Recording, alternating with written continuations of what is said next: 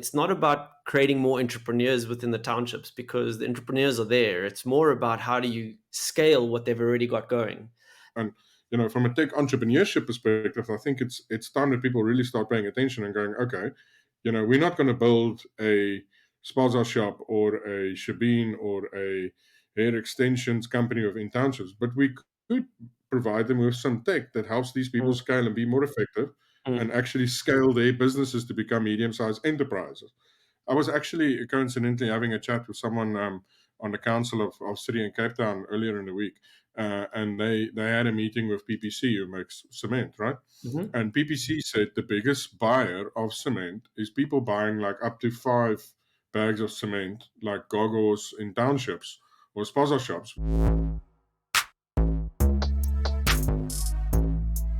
Welcome everybody to How Would You Build It? It's episode 29, and it's just me and Rainier this time. Rainier, good to have you back. How are you doing?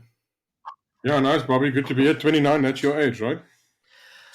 Yes, let's just go with yes for now and block all the grays that are potentially going. Love that. We're gonna be talking township economy, a cool topic that came out in the newsletter a week ago. Yeah. It also came from a talk that was done at the Biz News conference.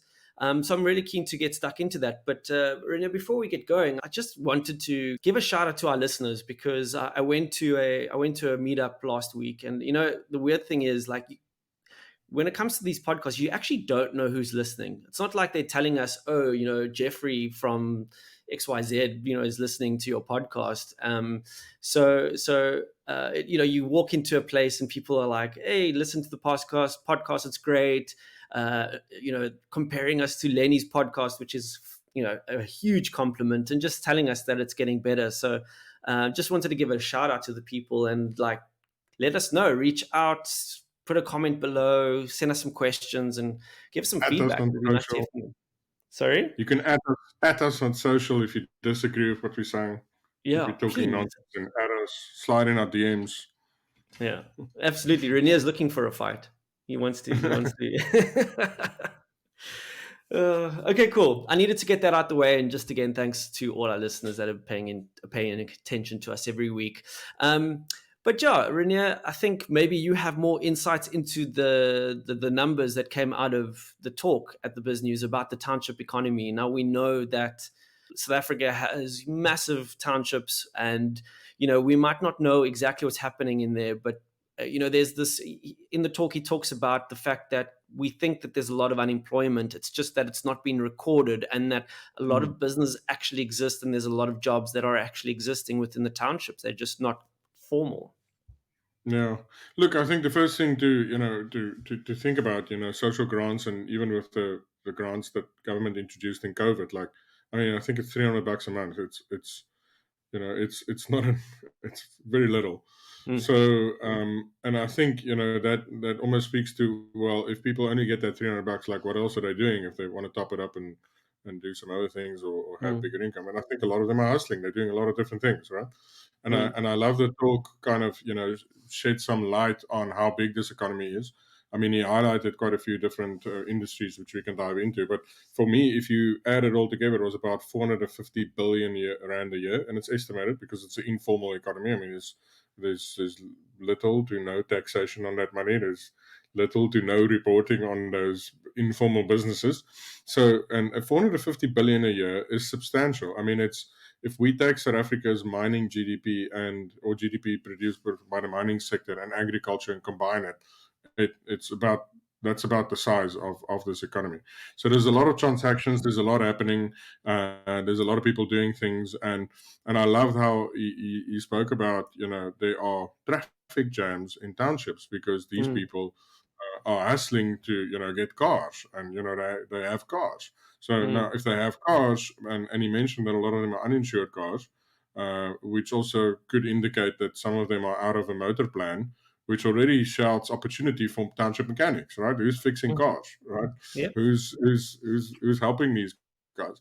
So a lot of those things are really interesting, and it's really positive to hear. I was actually coincidentally having a chat with someone on the council of City and Cape Town earlier in the week, and they had a meeting with PPC, who makes cement, right? Mm-hmm. And PPC said the biggest buyer of cement is people buying like up to 5 bags of cement, like goggles in townships or spaza shops, because they sell the cement and people are brick by brick busy replacing like the shack they were living in into Mm. building an actual structure which they live in. And I love the city of Cape Town's working on an initiative to say, okay, how do we make all of this, legal, like in a system? Like, how do we get building plans? How do we make sure the Mm. construction is safe? So they're looking at providing a pre-approved plan to people to go, if you want to build this house, there's a pre-approved plan. You just simply follow this process, and then you have pre-approval to build that. And Mm-hmm. then you can go ahead and build it informally to, brick by brick as you were busy, as you make money through Yeah. different activity. You can start building your house.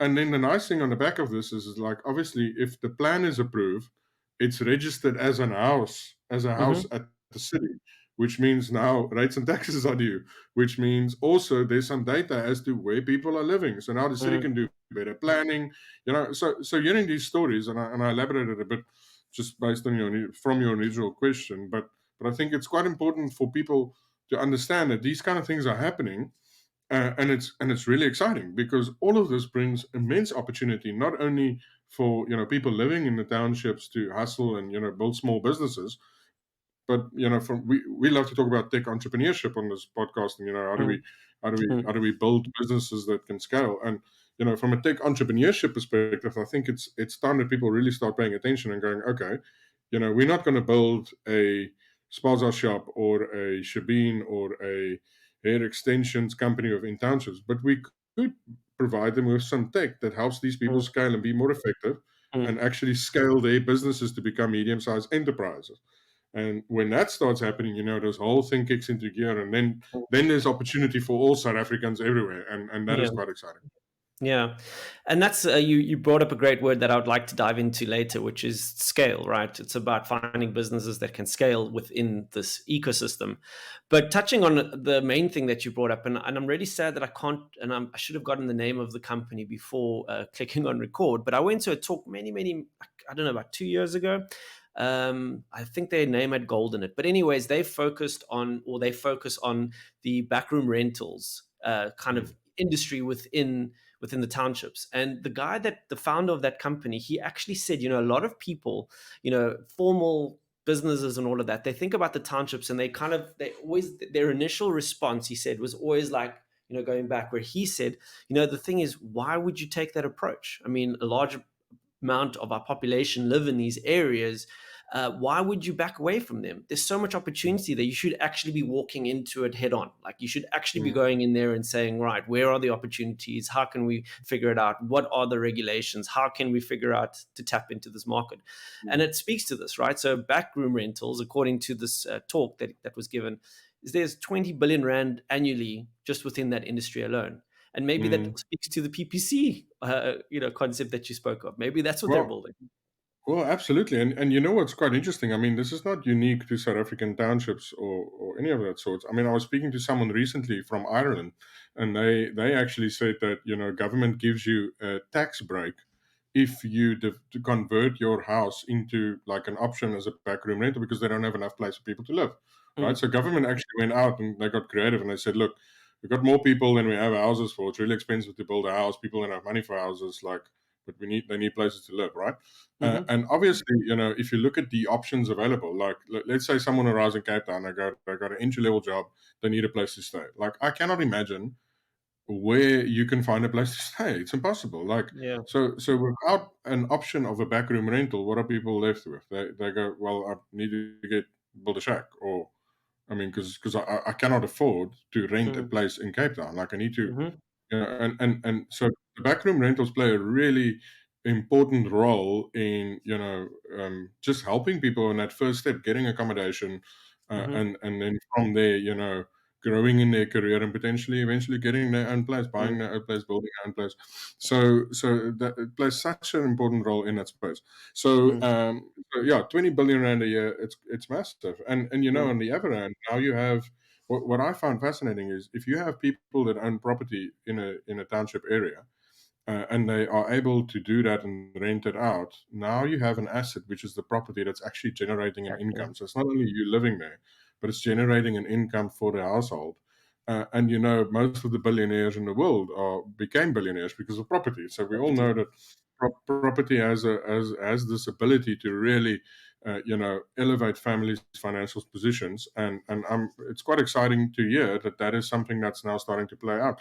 In the Mm, same vein, you know, it speaks about commercial property rental in townships. exactly. Uh, you spoke about that, and I found that fascinating. So someone has a property in a busy location in a township, and he goes, "I'm going to get someone to come run a spaza shop here, and Hmm. I'm going to rent it out." And you know what? That's beautiful. You have zero of the pain of running a spaza shop, Yeah. but you're getting your fixed income every month, reducing the Mm, risk, yeah. and having a nice upside. I think it's absolutely amazing to And see as we said those in the kind of newsletter, that's another further 25 billion rand industry right there. 25 The billion. That's insane. commercial, yeah, the Yeah, commercial property in townships that's been yeah, created. I mean, there's 45 billion, 45 billion rand industry just in the property space. And Renier, you know, I've worked on well, not quite a few. I've worked on one or two property apps that people have always, you know, everyone's trying to figure out how to get into the property space using tech. You property. Yeah, know, it's a tough industry to get into in the formal space, but maybe there's the opportunity in the informal space. So I was working for a product called Averly.com, and what they were able to do is to actually do a bit of an assessment using AI to actually see, you know, how the people would look after their property, you know, what are their spending habits, to kind of see what kind of a tenant they would be. yeah. Now, what you model for a suburban area and what you model for a informal area, very different. So there's an Mhm. opportunity there, because we all know that, like, you want to make sure you get the right tenants, whether it's commercial Sure. or thing, you want to get it right, right? It's Yeah. And that was coincidentally, you know, we've got this little segment in the newsletter where if you've referred our newsletter you to someone, then you get access to our top opportunity pick. And you know, our top opportunity pick for that specific topic we were discussing was, imagine a digs connect but for the informal space, right? So exactly. so I arrive in Cape Town, I'm like, where am I going to stay? And Mm, then I actually have this list of backroom rentals. mm-hmm, And you know, if you think about it, if you can create a marketplace, you can get all the supply and the demand in one place. Chances are people could even get better rates for the properties that they have available, right? mm, So it could really propel this industry to a next stage. There's some obvious challenges here. I mean, there's like, how do you do payment? Like, how do you make money? Like, I mean, if you figure yeah. that out, let us know. We'll host you in a podcast because you'll be a genius. Um, but you know, I think there's something there. Like, and even if it's on WhatsApp, I mean, you could start on WhatsApp. Like, Mm, you know, you're looking for a place to stay. I have a group. I share listings. Like, you know, join mm, my group, find a listing. If you want to yeah. place an ad for your back room that you want to rent out, I'm going to charge you $500 or 200 rand or Mm, whatever. And you yeah. can start like that in a specific area and see if it works, and then Mm. eventually build it out as a platform. Mm. So one of the biggest challenges that a lot of these informal areas struggle with is electricity. And in the Q&A that I watched of the, what's his name, the guy that gave the talk, um, he was saying that, like, obviously when load shedding happens, it affects all everybody, regardless of where you're Yeah, living in the country, you're getting affected. And yeah, I mean, if anyone's been to a Checkers or something like that, when load shedding just hits, just go look at the ready-made food queue, and you know how many people are queuing up because they haven't prepared their food, and now there's no electricity. That is a real story for a lot of people living in these informal areas. So he mm, brought that up, and he said that one of the businesses that works really well is the ready-made food, using the fire. So making fire. And when, mm. just side note, when I was living in Vietnam, a lot of the food that was built was on the side of the road on a little charcoal braai, and it was delicious. So there's a whole industry in the Yeah, food space that could yeah, also feed the townships and the informal yeah. areas. So, so I mean, to that point, it's quite fascinating. In another newsletter we had, we shared some stats around women in the workplace, and you know that 90% of the informal labor done in Africa is done by women, right? Sure. And Wow. you know, to that point, if you go into the township, you see a lot of women running these fast food outlets, if you will, because that's Mm, effectively what they are. Like, they make a fire and they cook some meat, and They make a vetkoek. I know they've got a different name for it, but in Afrikaans you call it a vetkoek. And those things are freaking delicious. And, they sell it from there and they make a good living. So, I spoke to a politician in Gauteng as well, and they ran a project in Midville. Actually, they ran a project of giving a grant to women to start a business. And he said, you cannot believe the level of hustle that they do. Like, they go buy food and they start cooking food and they sell it. Like, and you can also imagine, like, I mean, a lot of these people commute, right? So they take to work. So you go to Cape Town for work, you leave at 5 a.m. in a taxi. I mean, you get back at like 6:30, 7 p.m. It's almost time for bed. Like, you don't have time to, or maybe you Hustle. do, but the effort to freaking make food at that point is a lot for a lot of people. So walking on your way home, someone's making fast food on the braai there on your way home. I mean, it's a great business. So Yeah, a lot of absolutely. opportunity in that space, and I love how the competition commission actually kind of made mention to going Uber Eats and Mr. D. They're not really bringing some of these businesses that have evolved from just having a braai in the street into something a bit more formal. They're not really helping them get on this platform and be successful. And commercially it might be difficult for Mr. D or Uber Eats, but I think there's something there. Like there's a find a way to bring them part of that economy. And I love what Oder Kasi and a few other guys are doing, and in building out that capability. I don't think they've reached the scale yet where it makes business sense. But I do think as these things evolve, it could definitely be a really lucrative business. What about the e-commerce space and thrift stores? Because I knew someone that was buying and selling secondhand clothes, and that's how she was supporting her family. Yeah, listen, there's these WhatsApp groups where people just post stuff to sell, and they just run this whole thing like a marketplace. And yeah, I think there's a lot of scope. And the fascinating thing is, if you walk in Township, like, people are wearing expensive clothes. Like, I mean, they're wearing nice shoes and sneakers, and it also shatters that idea of people in Township or don't have money. But what a lot of these people are doing is they're going, cool, I'd love to buy that secondhand, because if I wear it, no one would know someone else No owned it one, no before me. one cares. No one's No looking, one asking cares. where you bought for it, where you bought it. They just see you wearing your Patagonia, and they're like, "Where did you get Patagonia?" Patagucci. So I think there's a massive opportunity there. Thrifting, thrift stores, secondhand clothes, but a lot of them are doing it on WhatsApp, and I think WhatsApp has taken notice. I mean, this whole WhatsApp business movement, how they started building that, the fact that they're piloting micropayments in some developing countries. Why are they piloting in a developing country, not in America? Because no one uses WhatsApp to sell stuff in America. They use an e-commerce store. That's why Shopify became Yeah. a billion-dollar company. Um, but Yeah. in developing world, Brazil, South Africa, rest of Africa, India, a Philippines. lot of people are simply just using WhatsApp. They're going, cool, I've Mm, got some stuff. Who wants to buy? Send me a message.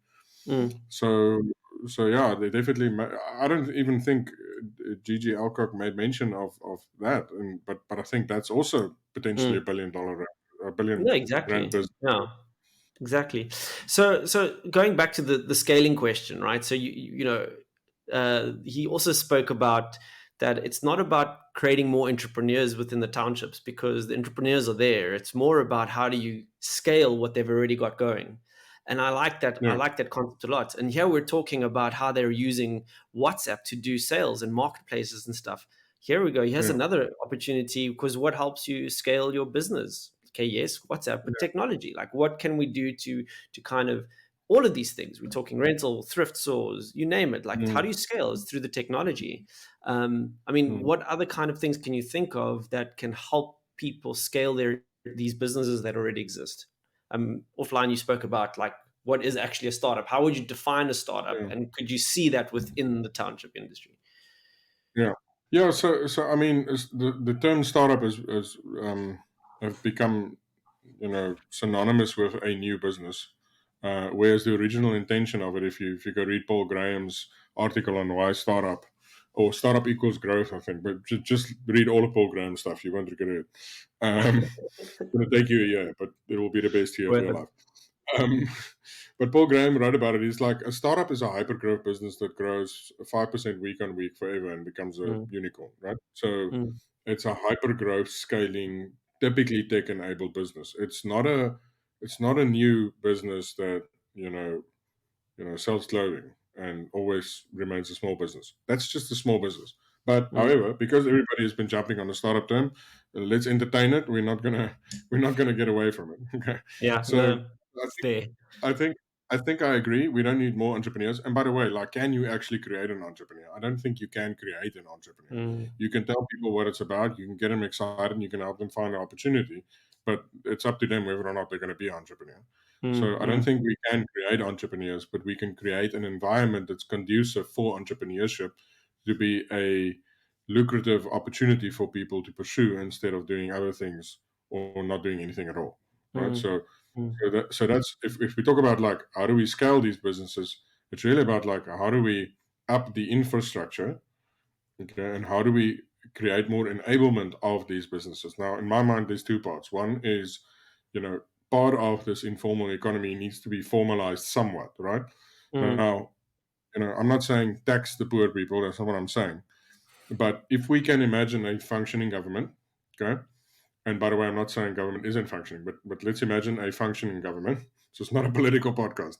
A functioning government, and that government provides services and infrastructure that actually enables people to do more business, be more successful in business, generate more income, care for more people, let their kids go to great schools. So that was always the social pact, the idea of why we're paying tax to begin with, right? So, but now the problem is the informal economy has never really become part of this taxation system, right? So we've got two issues. The one is, we don't know where they are and what they're up to because we don't have any data, like I mentioned earlier. But the second part is also, there's some income that can be generated that, if done well by government, can be reapplied in order to upgrade roads, build better facilities, like, remove load Internet. shedding. I mean, they don't Internet. want to bring Starlink in. So, okay, what are you going to do in alternatively if we're not going to use Yeah, let's, Starlink? How let's do we get get internet. internet to everybody? Let's get more police, like, make it more safe so that when people drive in there with supplies, they aren't getting hijacked. So there's still some of those things that are real challenges in these areas, right? So if we can somehow figure out, okay, how do we bring them partially into the formal economy and figure out how to generate revenue and then reapply that revenue to actually increase and uplift that entire area, right? Now, that's difficult because which one is going to come first? You either need to tax first and then do service, or you start doing service and then you start taxing. Either way, whenever you're going to do it, it's going to be an issue. Like, it's a really complicated social, political, economical thing to do. But at some point, it needs to happen, right? And perhaps there's a different way to solve this. I think the answer is the traditional tax system is probably not going to work. So we need to figure out how do we generate tax in a different way. And I think part of it, perhaps, you're looking at, well, all of these people are buying petrol, right? So maybe it's through, please don't hate me, but an additional fuel It's levy. going up already, Renia. Okay, let's step away from that.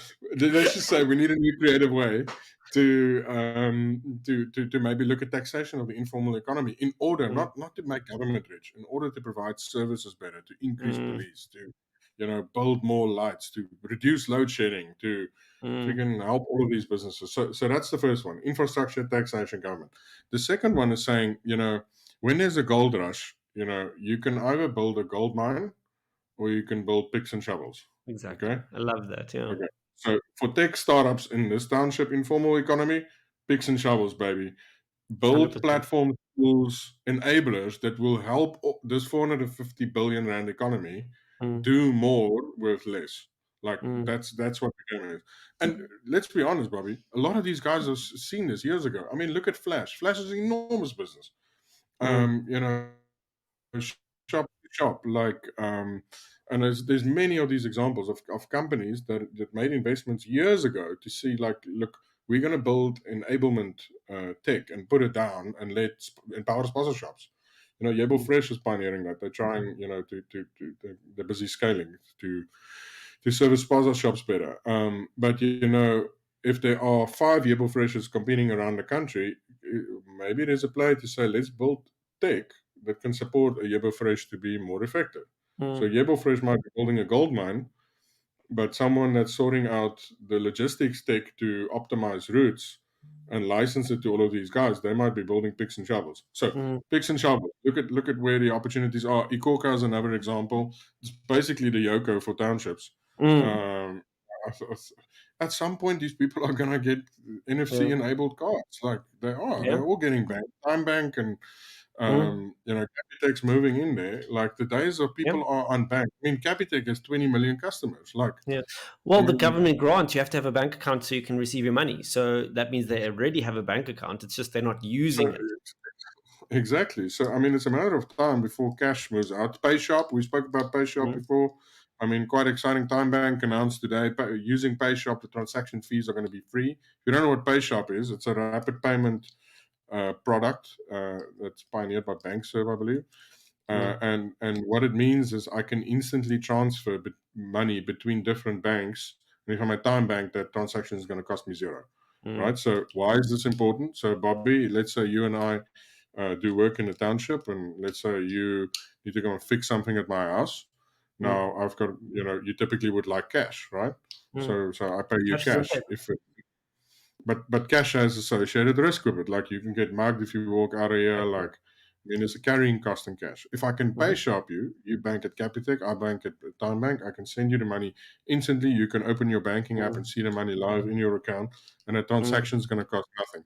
So it's actually a competitor for cash, because the biggest problem with people not adopting digital payments, I mean, in Stockfell, you know how many apps is in the Stockfell graveyard in South Africa, startup apps. Like I know the so many amount of people startup try funds, to figure out the stock file. they try to build it, but it fails on the number one reason it fails is transaction fees.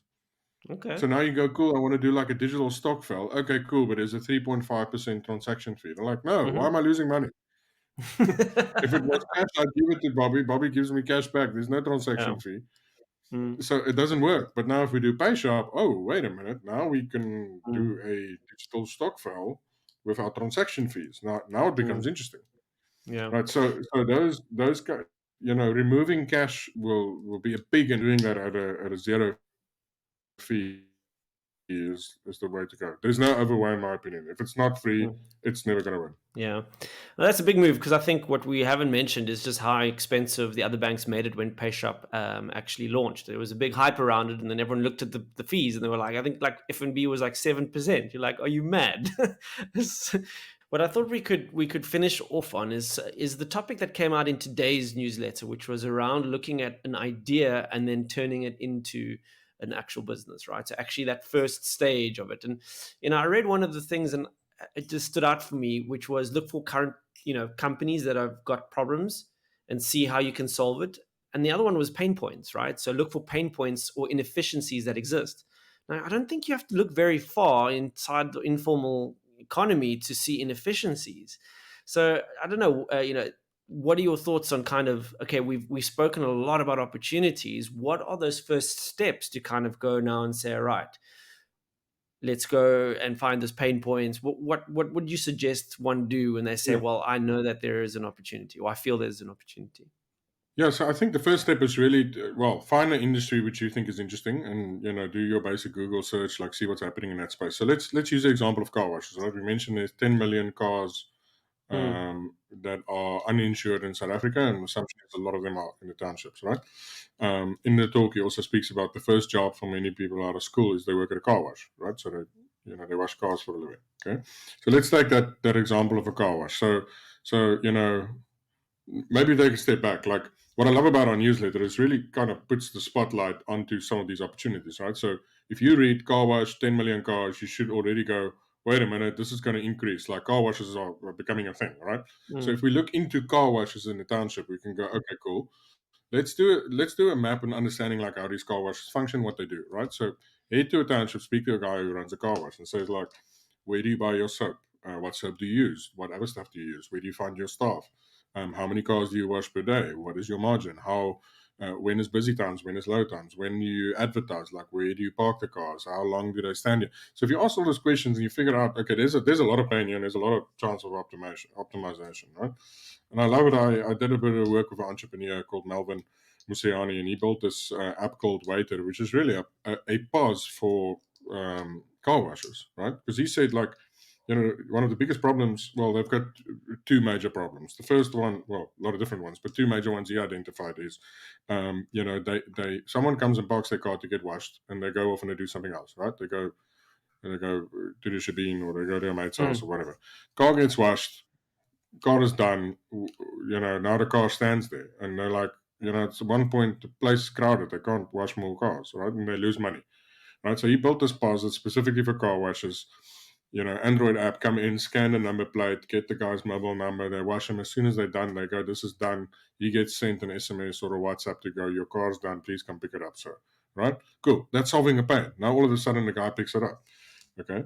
Now they can also incentivize people to pick it up faster, right? So pick it up within the next 15 minutes and you get R5 off your next wash. Okay. How do I redeem that voucher? Well, I've got your number plate here. Next time you come in, we'll just apply a R5 discount. Okay. What's more, because we've now WhatsApped the person to tell him his car is ready, when we see he hasn't washed his car for a month, we can send him a message and go, hey, you still have a R5 voucher. Why don't you come wash the car? And we do this all based on having data of understanding when this car wash is busy or not. Okay. Now, all of this is very simple for the guy to use at the car wash because he's got an Android app and he needs to take a picture and he needs to type in someone's mobile number. And a lot of the intelligence actually runs in the background without this guy actually knowing what's going on, right? And so a lot of upside in doing something like that. So that's a beautiful example of just looking at the pains that they face and saying, well, it's quite simple to solve this. And doing so quite creatively allows them to scale and actually do more of that. But where in your world would someone think about building a pass for a car wash? I mean, it's just not the frame of reference of most of the tech entrepreneurs out there. They go, cool, we're going to build a pass for everyone. But typically they do that. I mean, I might add, because the South African market is so small. They go, if we don't cover everything, we will not have the transaction volumes to actually, make this thing work. But looking at this 450 billion rand economy, perhaps there are some niches in there which could justify building something specific for that niche, actually being very successful. Yeah. I was like, as you were talking, I was actually thinking about, like, car wash, right? Even spaza shops, people generally have to walk or whatever it is to get around. So I would imagine that a lot of these businesses that exist are quite localized, like very, very localized. Like, think about how many of the same need to be in how many meters or kilometers from each other, which means there's a lot of small little networks of this. So take that app and you probably have car wash in this area, in this area, in this area. And that's where that scale comes up. So it's not about going massive, but it's about accumulating a whole bunch of small ones and actually helping all those small ones, all those satellites. Yeah. And I mean, you can almost kind of build a franchise, if you will, right? It could That's become what a I'm platform, thinking. Exactly. franchise. And all of a sudden, now you're building something really meaningful and big. So massive opportunities in that space. Look, let's be honest, it will be very uncomfortable for a lot of people to build in that space. It would be. I mean, we ran a poll in the newsletter to ask, like, what opportunity you're most excited about, and one of the options we gave is I'd rather focus on where it's comfortable. I think that came in second, and it's fine. It's understandable. There's a lot of unknowns. If you didn't grow up in that area, it's a lot of unknowns. But I do think it's probably one of the most exciting areas to be building in a business in this Risk and country, reward. because it's just going to grow. It's the biggest growth is in that sector. Like the medium to higher income in South Africa sector is kind of matured, and it's not going to grow soon. But that sector is going to boom. But that speaks to exactly what I said about that talk that the guy gave. He's like, people shy away from it. You should be walking towards it and figuring out how can I approach this. So Anyways, always a great conversation, Renee. I think we're gonna wrap it up there. But hopefully a lot of fuel for thought. And I guess go get your data. Go find the data is one of the big things that it came out here at the end of it. But I think that speaks a lot to the opportunities. Go find the data. Go speak to the people. Go find information about what you can go do. The studies have been done. The money's there. Just how do you tap in? Absolutely. All right. Thank you very much, Renee. We'll see you next time on How Would You Build It. All right, Bobby. Cheers.